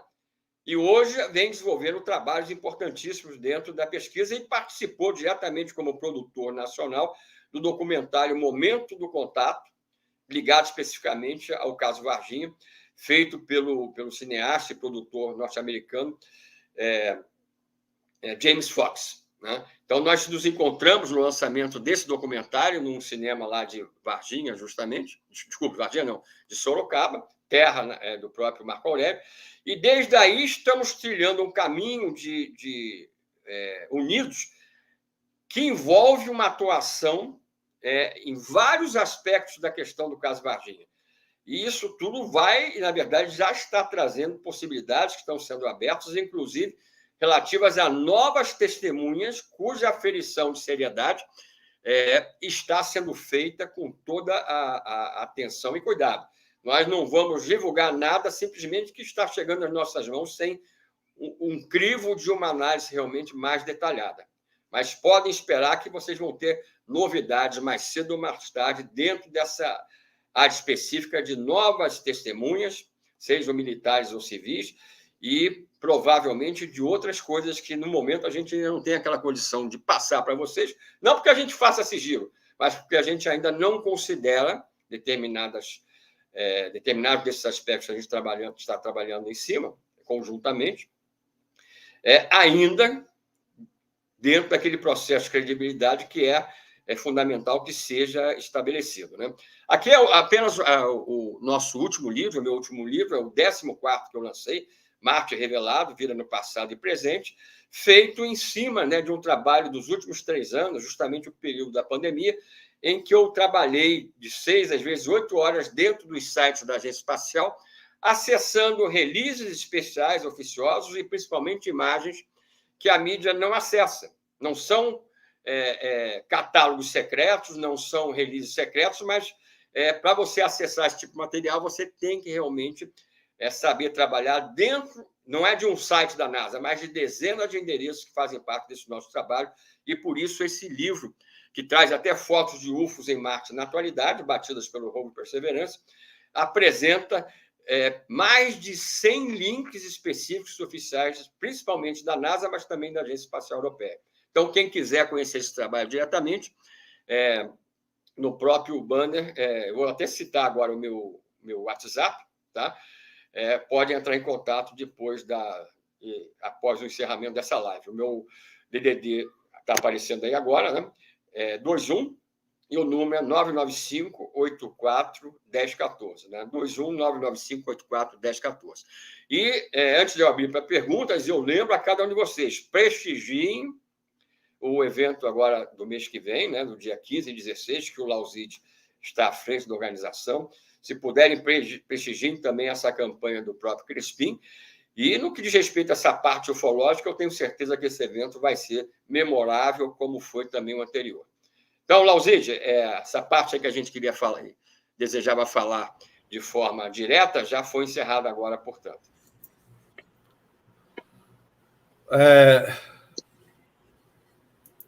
Boa noite a todos. Eu só tenho a agradecer a você, que palestra fantástica. Vai ficar para a história. Muito boa. Obrigado, Lauzide. Eu peço até desculpa agora que eu fui olhar aqui o tempo meu aqui, eu passei, eu acho que 15 minutos aí daquilo que foi. Não, você pode passar até 10 horas aí, porque o público está bem assim, interessado na sua fala, muito importante, muito legal, né? Fantástica mesmo. Vamos agora para as perguntas, né? No final da sua live aí. Eu tenho aqui algumas que eu anotei aqui. A primeira, o que é o caso Varginha? E qual é a sua importância para o estudo da ufologia no Brasil? Perfeito, Lauzide. Eu vou começar pelo final. Eu, Pacatini e outros envolvidos com o caso Varginha, consideramos o caso Varginha como o mais importante da ufologia mundial, não é brasileira, não. Inclusive superior ao caso Roswell. E essa é a opinião também, por exemplo, do próprio Gevaert, ele cansava de falar isso. Agora, o que foi o caso Varginha, como eu falei, eu não contei a história do caso hoje. O caso Varginha envolveu basicamente o quê? Envolveu a queda de um objeto de natureza, na nossa visão pessoal e dos principais investigadores de origem extraterrestre, ou seja, de uma nave, né? Que pode até ter sido alvo de uma tentativa de abate e por isso acabou caindo, ou outra alternativa é que por algum problema realmente técnico, eu costumo dizer o seguinte, por maior que seja a tecnologia, ela nunca vai ser a prova de algum tipo de falha, dependendo das circunstâncias. Ou seja, os aviões hoje, modernos, continuam caindo, não são só os antigos que caíram, né? Isso é só um exemplo básico desse tipo de coisa. Então, o caso Varginha, em poucas palavras, seria algo que envolveu a queda de um objeto, de uma nave extraplanetária, que espalhou uma série de criaturas de forma totalmente anômala, distinta de qualquer ser humano aqui da Terra, pelo sul de Minas. Por exemplo, não existe nenhuma evidência que todos esses seres tenham caído junto com a nave. Eu até defendo, já defendia isso no meu livro de 2015, que provavelmente algum desses seres que acabaram sendo capturados, e a gente não tem ainda hoje a ideia de quantos teriam sido, na verdade, capturados, a gente tem apenas uma ideia quanto a isso, a partir dos depoimentos que a gente teve acesso. Mas a ideia é que esses seres, como o próprio doutor Birajara também, ao me dar um depoimento que eu tenho gravado hoje, que está à disposição também no meu canal, ele declara o quê? Que essas, além de falar da alta tecnologia envolvida com esse caso a nível desse objeto, que ele coloca como sendo, apesar de não haver prova disso, prova no sentido acadêmico ou coisa parecida, mas ele também defendeu nesse último depoimento que ele deu 4 anos depois do caso para mim, que eu gravei em vídeo, e isso está disponível aí hoje, que na visão dele se tratava mesmo de uma alta tecnologia, que não era coisa terrestre, e que esses seres, essa nossa visão pessoal também, foram espalhados ali pela região entre as cidades de Três Corações e Varginha, e alguns desses capturados. Isso tudo foi depois dirigido para a cidade de Campinas, fragmentos da nave, os seres com vida ou não, a gente tem evidências que, no mínimo, um já saiu morto da cidade, justamente o que foi retirado do Hospital Humanes por uma das nossas testemunhas militares. Né? Foi para Campinas, e, infelizmente, eu tenho que dizer isso nesse momento, eu não tinha essa convicção antes, mas hoje eu não tenho a menor dúvida que foi dado quase tudo ou tudo sobre o caso Varginha de presente para os Estados Unidos da América, que teve uma participação desde as primeiras horas em território nacional, com a chegada justamente de membros da USAF, que foram vistos dentro da Escola de Sargento das Armas de Três Corações. Agora, a participação americana até é antes disso, porque a gente também tem aquela informação do quê? Que o governo brasileiro foi avisado previamente, antes da nave se acidentar e cair, que havia realmente um objeto desse, né, classificado como UFOs por nós, penetrando na nossa atmosfera e indo em direção ao sul de Minas como ponto provável da queda. Então, há sim esse envolvimento direto americano num amplo sentido. E basta dizer que, pela primeira vez na história do nosso país, veio ao país, semanas depois, logo, do caso Varginha, para fechar um acordo que oficialmente era uma coisa banal, trazido pelo próprio secretário de Estado norte-americano da época, a figura máxima da Agência Espacial Americana, a NASA, né? O senhor Daniel Goldin. Né? Então, você tem todo um lastro, que a gente, como você falou, se a gente fosse falar aqui, vamos dizer assim, 30% da história do caso, a gente ia precisar de um dia. Né? Agora, é claro que muita coisa a gente ainda não sabe do caso e está buscando encontrar. Ok, tem aqui mais uma pergunta aqui. Qual foi a resposta oficial das autoridades brasileiras em relação ao caso Varginha? Houve alguma investigação oficial? Existem evidências físicas ou científicas que sustentam a hipótese de que seres extraterrestres foram vistos em Varginha? Olha, a prova principal que nós, ufólogos, temos da veracidade do caso, ela é testemunhal. Então, são mais de 100 testemunhas de importância, realmente, eu considero definitiva. É claro que cada uma delas tem o seu aspecto maior ou menor nessa história, na montagem desse quebra-cabeça, porque quando a gente começou a juntar os depoimentos dos civis com os depoimentos militares, a gente percebeu que aquelas coisas que os civis não poderiam ter conhecimento, que os militares tinham, eles só podiam ter tido se eles tivessem participado de alguma maneira, em algum momento da história. Agora, é claro que tudo isso foi filmado pelas nossas autoridades militares, pelo Exército Brasileiro à frente de todo esse processo. E esse é um ponto, na verdade, que a gente trabalha no de hoje, na busca de ter acesso a esse tipo de documentação visual, que é claro que o Exército não nos vai oferecer de presente isso, né? Mas nós podemos e continuamos tentando acessar algo vazado ou alguma pessoa que seja militar ou não, que tenha tido a chance de filmar pelo menos alguns segundos. O Pacatini, que eu acredito, como eu falei agora há pouco, deve estar assistindo essa live, ele teve acesso, anos atrás, a alguns segundos de uma dessas filmagens. Ele foi chamado e teve a chance de não ficar com esse material. Isso é uma coisa que a gente tem que ressaltar. Agora, a pergunta, mais objetivamente falando, a parte dela, né, que você fez, Lauzide, através da pessoa que a endereçou, se foi feita alguma investigação oficial, olha, a gente não está diante do caso de um objeto que foi visto supostamente sobre a cidade de São Paulo, por exemplo, fotografado e filmado. A gente está diante de um caso que o Exército e as forças militares brasileiras participaram desse momento. Ou seja, não é um caso por alguma, seja lá por quem quer que seja. É um caso que aconteceu envolvendo diretamente forças militares brasileiras, ou seja, uma coisa de um outro padrão. E a gente pode garantir para vocês, e a gente já fez uma amostragem para mostrar que isso é verdade, que existem, de fato, testemunhas militares na área policial, da polícia, ou da área de inteligência da Polícia Militar de Minas Gerais, dentro do Corpo de Bombeiros local e por parte do Exército, que são realmente militares dessas três forças, que prestaram depoimentos, inclusive vários desses que foram gravados. Né? Então, eu, Pacatini, por exemplo, outros colegas investigadores, não tem a menor dúvida que a gente está diante realmente de algo expulso e, justo por isso, sofreu a maior operação de apertamento dentro da área ufológica no nosso país, com toda certeza. Ok. O caso Varginha ainda é discutido e debatido atualmente? Existem novas evidências ou teorias sobre o que realmente aconteceu naquele dia?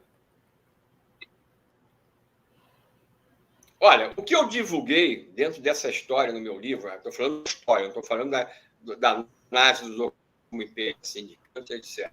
Aquilo que o próprio Pacatini divulgou de maneira prévia e inédita no seu livro, de 1996, no novembro daquele ano que eu falei, aquilo que o próprio doutor Birajara lançou no segundo livro do caso, afastado da defesa do caso, ele teve um trabalho também, evidentemente, de importância capital, e outros colegas também acessaram em termos de formação. Isso tudo não nos permite ter dúvida da realidade desses fatos.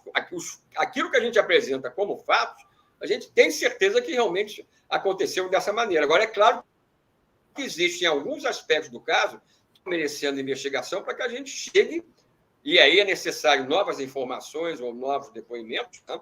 Ou acesso a outro tipo de documentação para que a gente, vamos dizer assim, cobrir todos os momentos do caso, desde o início dele até determinado tipo de realidade. Agora, é importante frisar que, do mesmo jeito que eu e o Pacatini estamos unidos hoje dentro desse processo, não desmerecendo outros colegas, tá?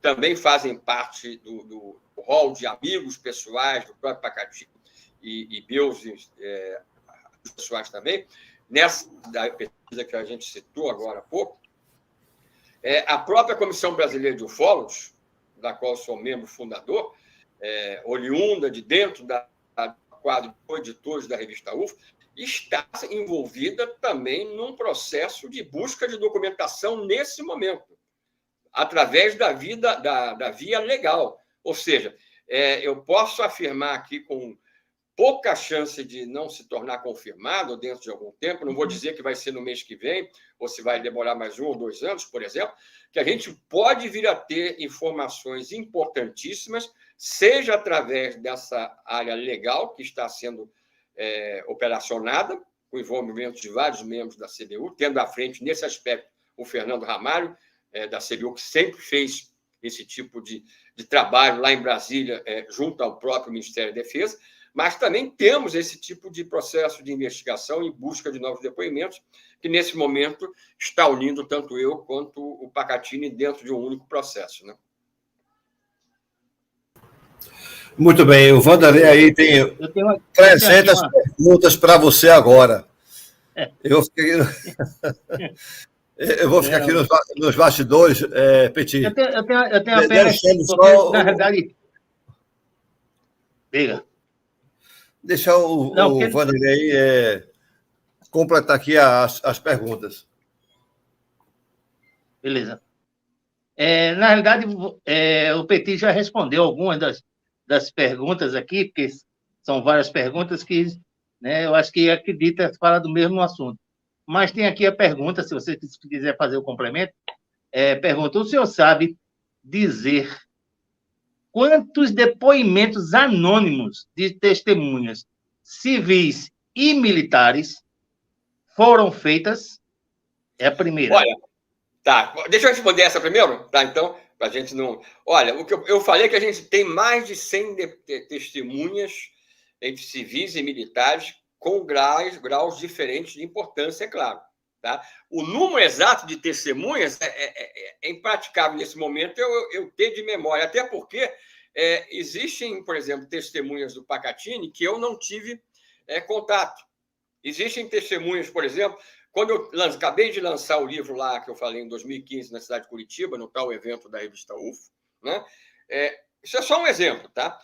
Logo depois, antes até da gente pensar no protocolo do livro, que aconteceu também quase que de maneira imediata, se apresentou para mim lá um membro da comunidade de inteligência brasileira, da BIM, que fez questão de se apresentar. E me fez uma promessa, infelizmente, que até hoje não foi cumprida. Que ele me disse, olha, eu vou ter condição, dentro de determinado tempo, e não vai demorar muito tempo, de passar determinadas informações para você, que talvez você não tenha.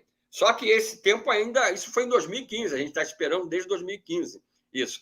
Então, amanhã a gente sai, por exemplo, se eu estivesse em Varginha, vai para a rua em Varginha, você anda, de repente, você está acessando novas testemunhas. Por exemplo, vou dar um exemplo. A parte dessa grande onda de aparições após a queda da nave e o recolhimento dos seres, a gente tem como a visão de que, pelo menos, parte desse processo estaria ligado a objetos, UFOs ou naves, como a gente queira chamar, que estariam atrás, né, justamente daqueles seres que se perderam dentro do processo de acidente da tal nave. Né? E eu, em 2004, quando eu fui fazer uma palestra em Varginha, sobre Varginha, num evento da UFO, né, eu tinha lançado um livro, desculpe, um jornal, na época eu morava na Serra da Beleza, no interior aqui do estado do Rio, onde eu estou hoje, que não era um jornal que tinha uma base ufológica, mas tinha também algo ligado ao chamado ufoturismo em relação à Serra da Beleza. Só que o número que estava na minha mão, quando eu entrei para tirar xerox de alguns documentos, para repassar para um colega nosso, que hoje é saudoso também, membro da CBU no passado, foi o Reginaldo Ataíde, pioneiro na pesquisa ufológica lá no Nordeste, eu posto daqueles documentos para tirar xerox, aí a senhora que conduzia a cópia desse material viu a capa de um desses jornais que eu tinha lançado, e um desses jornais tinha um artigo meu sobre Varginha. Então, na capa existia uma ilustração, uma aquarela feita pelo meu sogro, pai do avô do meu filho, falecido, infelizmente, agora, o meu sogro, há poucos meses atrás. E ele é artista plástico. E quando essa senhora, para vocês verem como é que as coisas podem acontecer, se deparou com aquele jornal, com a figura do ET de Varginha ali estilizada, né, naquela aquarela, ela chegou logo para mim e para o Ataíde, Reginaldo Ataíde, e disse, olha, eu acho que você devia conversar com meu marido. Aí eu perguntei, mas sobre o quê? Porque ela falou... Aí perguntou quem eu era, o que eu fazia. Eu falei, eu estou aqui num congresso, inclusive, ufológico, por conta do caso Varginha, isso em 2004. E aí ela falou, olha, então vem aqui acho que eram às 16 ou 17 horas daquele mesmo dia, eu tinha estado lá um pouquinho antes do almoço, que o meu marido vai estar. Eu fui. E aí eu colhi um depoimento, que eu considerei sério, que está também no meu livro, ele como testemunha de um objeto esférico, que era semelhante a uma bola, apresentava em torno de si aquele efeito que a gente tem quando olha uma bolha de sabão, aquele tipo de mutação de cor refletindo o entorno. Né? E aí essa testemunha me disse, olha, eu estava no Jardim de Andere, após o dia do acidente, até num churrasco, ele falou para mim, e de repente eu comecei a reparar na presença de um objeto esférico, com essa descrição que eu acabei de dar, que ora ficava sobre aquela região, inclusive onde também no mesmo bairro aconteceu a primeira captura, às 10h30 da manhã do dia 20 de janeiro de 96, por parte dos bombeiros, aquela que pelo menos a gente acha que foi até hoje a primeira captura, por militares dos bombeiros, como eu fizei. E ele falou, olha, esse objeto estava sempre sobrevoando aquela região a baixa velocidade e depois disparava em direção até ficar por cima da região do Hospital Humanitas, onde uma das entidades alienígenas a gente sabe que veio a falecer. E esse objeto fez esse percurso de ida e vinda várias vezes.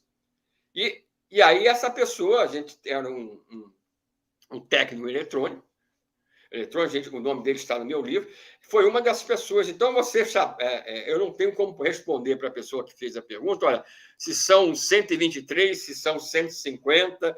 A gente tem um número muito razoável, que não é pequeno, de testemunhos que a gente considera seriamente, tá? Que foram alvo realmente de um processo investigativo por parte do Pacatini, do Dr. Birajara, por parte do Claudir Corvo, por mim, algumas dessas conjuntamente, né? E essa é a realidade. O Luciano, diante das suas proposições, ele dá a sequência perguntando: existe gravação de vídeo, de áudio dessas entrevistas? E se elas existem, onde estão e quantas horas tem desse material gravado que possa produzir um acervo? Olha, perguntas desse tipo, às vezes, a gente não pode responder exatamente, até dentro do processo de preservação, que era uma coisa que eu não falei, tinha que falar, já devia ter falado antes, que é a preservação das nossas, principalmente das nossas fontes militares, que a gente não pode dar nenhum tipo de dica numa resposta dessa que permita a identificação. Isso é um detalhe. Mas, sim, existem... Eu, no início da minha apresentação hoje, eu disse que eu participei junto do Pacatini gravando a entrevista que ele fez, a primeira em Super V, em vídeo, dada por um militar da Escola de Sargento das Armas de Três Corações. Depois foram feitas outras. Agora, é claro, se eu chego e falo isso, o Pacatini fala isso, o Birajara falava, o Claudir falava, por exemplo, qualquer um de vocês que está nos assistindo podia falar, olha, mas qual é a prova que vocês podem nos oferecer de que esses vídeos existem? A prova a gente deu, em vários momentos. Por exemplo, poucas semanas depois, reparem o que eu vou falar agora, isso pode ser pesquisado por qualquer pessoa no Google e vai achar. Tá? Coisas do mesmo tipo. Na época, por exemplo, que o Goulart de Andrade fez um programa especial de 2 horas, excepcional, sobre o caso Varginha, quando ele chegou para conversar e gravar com o Pacatini e o Birajara lá na cidade de Varginha, o depoimento de ambos, tanto o Pacatini como o Birajara, de comum acordo, permitiram que o Goulart de Andrade visse 3 desses depoimentos. Então, o Goulart de Andrade, com a sua equipe, em confiança, né, ele foi gravado, e isso apareceu no próprio programa do Goulart de Andrade, ele de frente para um vídeo que não estava aparecendo, vendo aquilo que está em parte desse material. Isso que o Pacatini fez e o Birajara com o Goulart, e o Goulart botou no ar e deu um depoimento impressionado com aquilo que ele viu nesse depoimento. Quando eu fui participar, em época bem mais recente, do episódio sobre Varginha, daquela série De Carona dos OVNIs, do History Channel, eu fiz a mesma coisa, também confiança, né? O Marco Aurélio Leal, esse grande pesquisador do caso em épocas mais recentes também, nosso parceiro, né? Portanto, meu, do Pacatini, e tem todo o nosso respeito. Ele participou também como produtor desse episódio, na verdade, todos os 3 episódios dessa série do History Channel, cada um sobre um assunto diferente.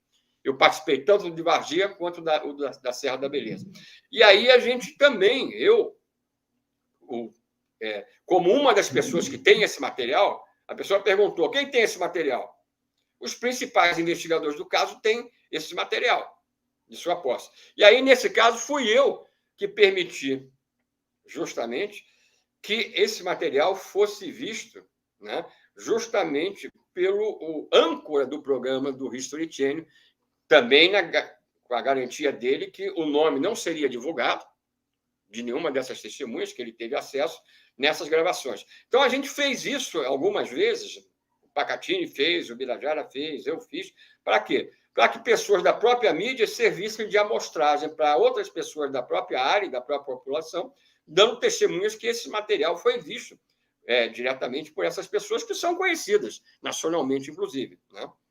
Agora, é importantíssimo esse aspecto, né, que o Pacatini costuma ressaltar, e tem ressaltado, inclusive, e o fez de forma decisiva nas 2 últimas lives que nós fizemos juntos, e uma dessas há poucos dias atrás, que tem que haver um respeito total a essas fontes militares, como a qualquer civil que deu depoimento para nós, com aquela condição de não ter os seus nomes divulgados.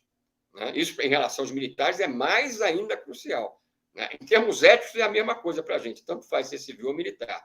Então, é uma coisa totalmente descabida que alguém chegue, por exemplo, que tenha tido acesso ao nome, né, ou a esses vídeos, e depois, por qualquer motivo, evidentemente sem nenhum tipo de sustentação ética, cite nomes de testemunhas civis ou militares que colaboraram conosco na condição de não terem seus nomes ou as suas imagens reveladas. Né? Perfeito.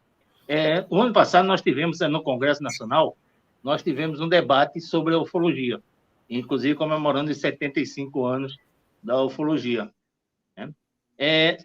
Nesse caso, hoje, como é que está a relação entre os militares e a sociedade civil que estuda a ufologia?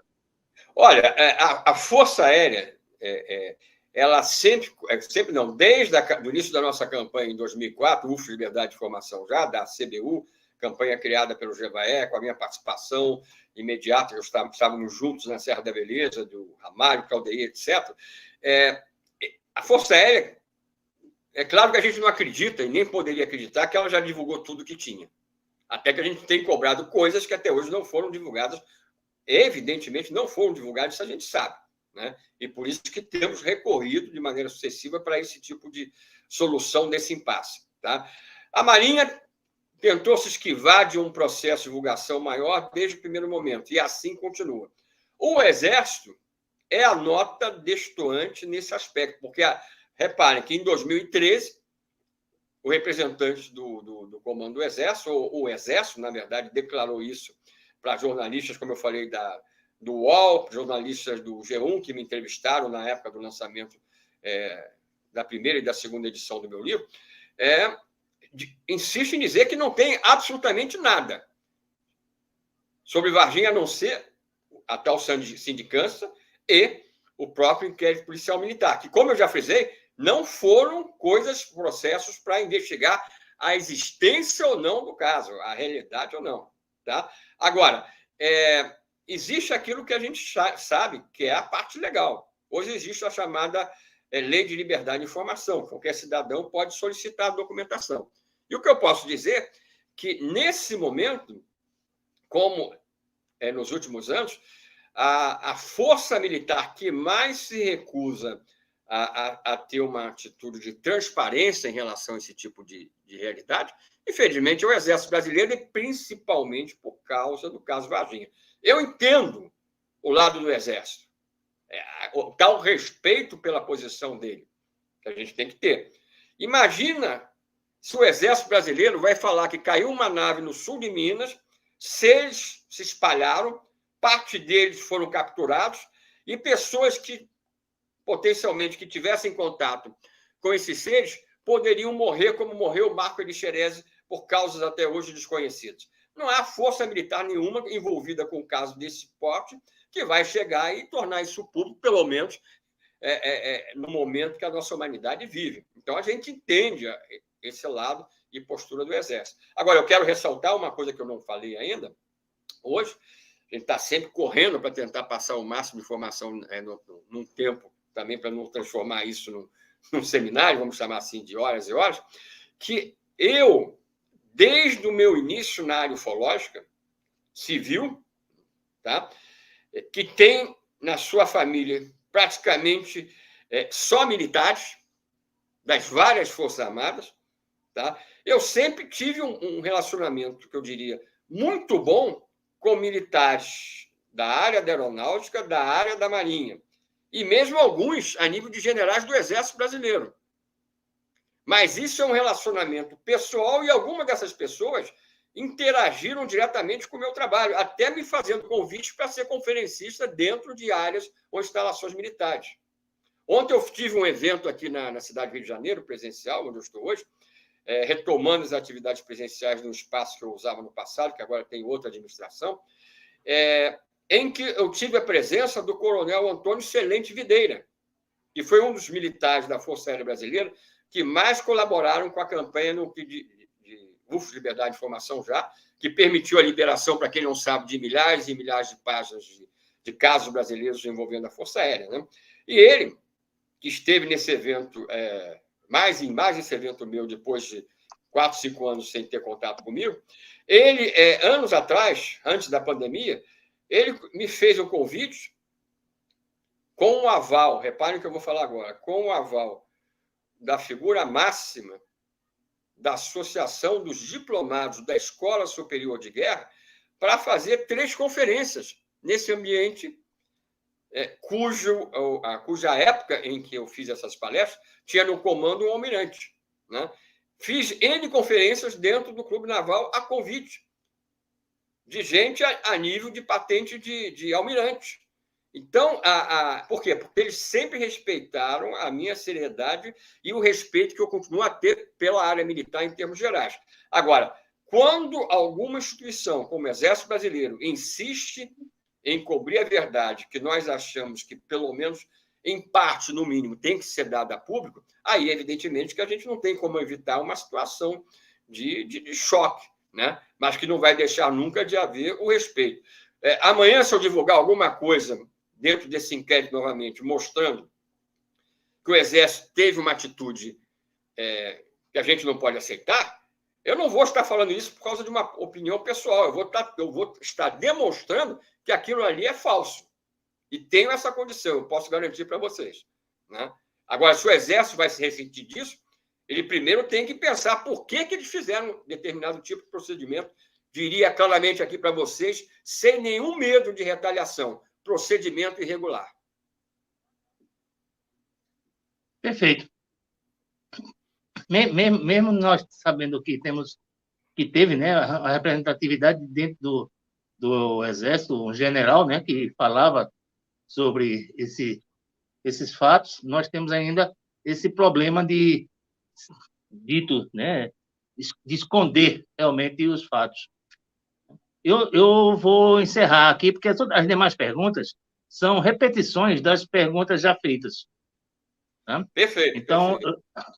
Eu vou só lembrar a todos que Marcos Petit vai estar aqui conosco no primeiro Congresso de Ufologia e Espiritualidade de Pernambuco, nos dias 15 e 16 de abril, aqui na cidade do Recife, onde, se vocês adoraram essa palestra, como tem muitos aqui falando sobre a importância das palavras de Marcos Petit sobre o caso Varginha, né, vocês vão ter pessoalmente todas as informações muito mais contundentes nesse congresso. Então, vocês não percam. Nós temos um cupom, né? Eu não sei se o Alexandre já abriu o cupom.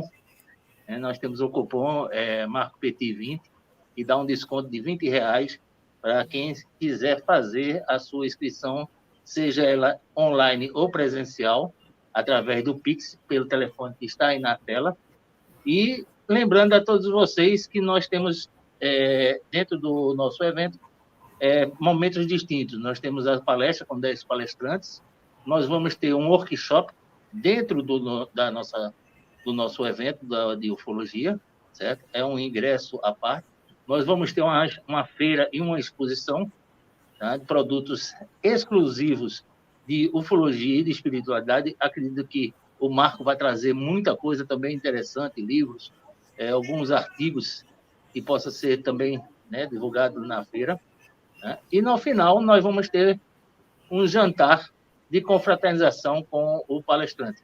Então, é aquele momento que você vai ficar frente a frente com o seu palestrante e olhar nos olhos, sentir aquela vibração e todas as informações que ali vão poder ser adquiridas. Então, não percam, tá? Dia 15 e 16 de abril, estamos aguardando vocês. E, naturalmente, não posso deixar de falar aqui sobre o projeto maravilhoso da UFPOI.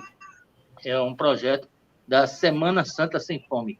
Tá? Então, aqueles que puderem fazer uma doação, aqueles que puderem ajudar ao projeto, certo? É muito importante nesse momento. Não deixem de fazer a doação, façam as suas inscrições no canal, divulguem o canal para os amigos, para fazer exatamente, multiplicar esse ato de doar que foi criado pela UFPOI César Crispim. Então, Marco, muito obrigado pela sua palestra. Alexandre, estou à sua disposição. Tá? E, mais uma vez, a todos vocês, uma boa noite. Eu queria só destacar que às vezes as pessoas estão me ouvindo hoje aqui falando de Varginha, que, na verdade, dentro do evento, nós vamos estar falando em 2 conferências diferentes de 2 outros temas.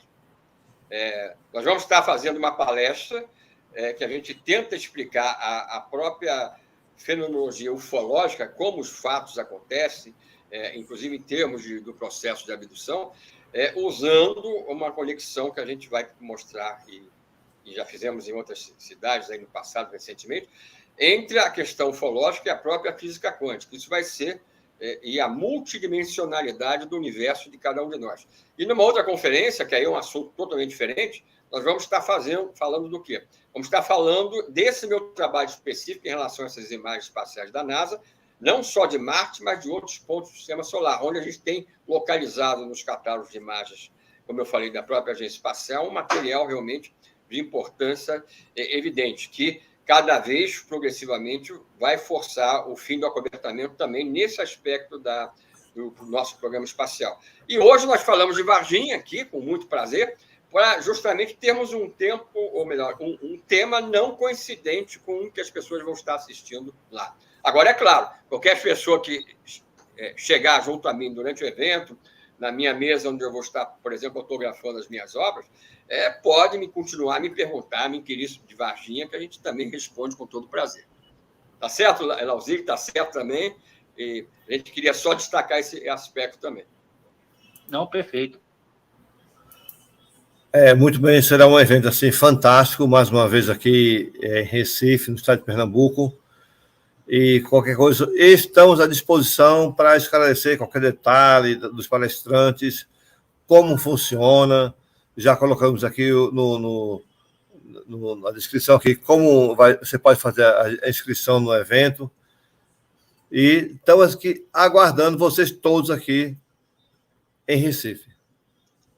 Inclusive, o cupom de desconto, né, do Marco Petit 20, ele está valendo para todas as pessoas que assistirem essa live, que vai ficar gravada aí no canal da UFPOI, e naturalmente vamos retransmitir em alguns outros canais.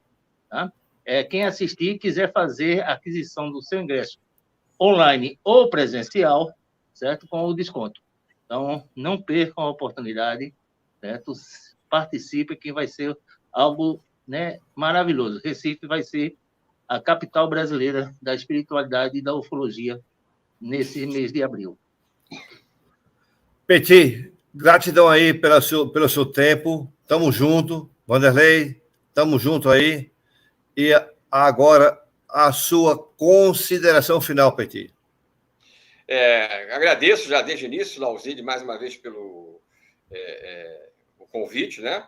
Não só para essa nossa participação hoje, mas para o próprio Congresso, ao Vanderlei também, a toda a equipe envolvida na produção desse evento, que não é pouca coisa para ser realizada, com toda certeza, a cada um de vocês que me assistiu agora ao vivo e que vai me assistir nos próximos dias também, como foi colocado, e chamar a atenção que o importante, eu sempre friso isso em lives desse tipo, o importante não é se acreditar no ufólogo que está falando, ou na testemunha A, B ou C. O importante é as pessoas, para cada um que, por exemplo, me acompanhou hoje aqui, procurarem justamente em fontes que possam ser consideradas realmente críveis, informações. A partir disso, aí sim, cada um vai ter condições justamente de ter o seu próprio julgamento, ter a sua própria conclusão, e esse processo de aprendizagem é uma coisa que não tem fim. Depois que você entra nessa questão ufológica, seja já como conferencista ou não, autor de livros, como é o meu caso, né? Antes, evidentemente, de eu trilhar esse caminho, que, como eu falei publicamente, já tem mais de 41 anos, eu era uma pessoa como muitas dessas que hoje nos assistiram, muitos de vocês, mas percebi a importância do que poderia estar acontecendo e me tornei um investigador. E mesmo para quem não tem esse tipo de proposta, vale aquilo que eu acabei de dizer agora há pouco. Procurem se informar, não é uma questão de crença ou não, seja lá no que for. E, a partir disso, eu tenho certeza que cada um de vocês, se tiver ainda dúvida que nós não estamos sozinhos no universo, vão se convencer desse tipo de realidade. E o fenômeno UFO é uma das áreas que serve para fundamentar esse tipo de verdade maior. Então, agradeço a todos mais uma vez, de uma maneira muito especial, e até o evento já presencial e online, a partir da cidade de Recife. Petit, obrigado aí pela sua colaboração, pelo seu tempo, mais uma vez, né? E nos vemos aqui daqui a 26 dias, né? Ou 27 dias, aqui no Congresso. Está chegando, está bem pertinho. Mas, Alei, boa noite, obrigado, e vamos aqui à vinheta de encerramento para nossa live de hoje à noite. Boa noite a todos, uma boa semana.